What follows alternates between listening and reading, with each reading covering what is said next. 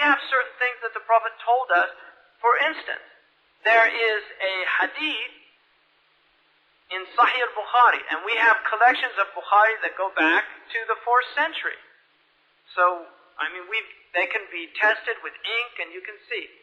In Sahih al-Bukhari, the Prophet ﷺ said, لا تقوم الساعة حتى تخرج من أرض الحجاز نار. The end of time will not come until an immense fire emerges in the land of the Hijaz, تضيء أعناق الإبل ببصرة, that will illuminate the necks of camels in Busra. Busra is on the border of Syria and Saudi Arabia today. In 1258 of the Christian era, 6 volcanoes erupted just outside of Medina. The entire city was shook. People woke up at Fajr, they fled to the masjid. These volcanoes erupted, and for days there was massive lava flow. The entire area, and I've been there and seen this with my own eyes, there is a lava formation outside of Medina that goes for 200 kilometers, 70 kilometers wide, 200 kilometers long. This was seen by multitudes of people. Abu Shama Damishqi, who was one of the historians of that time, a recognized historian, was in Medina at the time. He was an eyewitness to this. He said for 30 days, night and day were the same. The intensity of light was so bright. And he said, fortunately, a cool wind came from the west. And the people of Medina did not feel the heat of this fire. The fire was so high, people in Taima, which is 800 kilometers away, eyewitnesses were writing their books at night from the light of this fire. These are eyewitness accounts. Now, when I was in Medina, I saw a man, Professor Rubel from Wales. He's a geologist. We were outside of the Haram.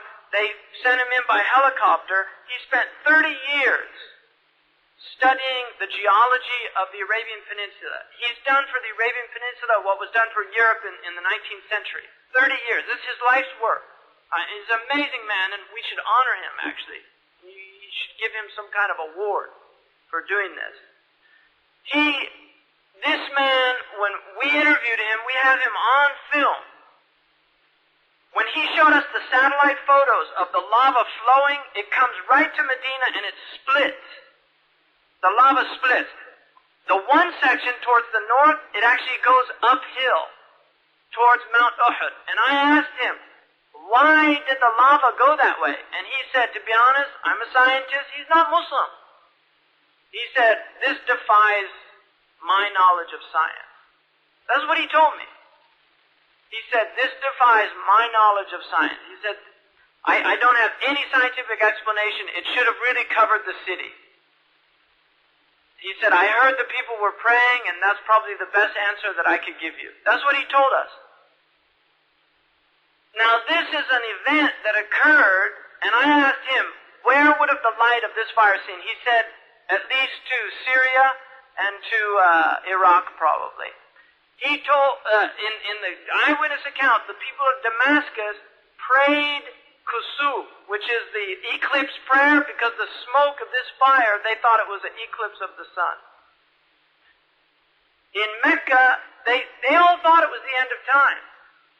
Mecca was light in Mecca at nighttime. It was a massive fire. Now, he told us also that geological event is unprecedented in the post-Cambrian world. He said this is like a prehistoric event. That's what he told us. He said the type of lava and the extent of the lava that you see, he said there's nowhere else that. So this was a sign of the end of time that the Prophet ﷺ predicted. Now, when I hear that, I say, Amantu billah, sadaqa Rasulullah.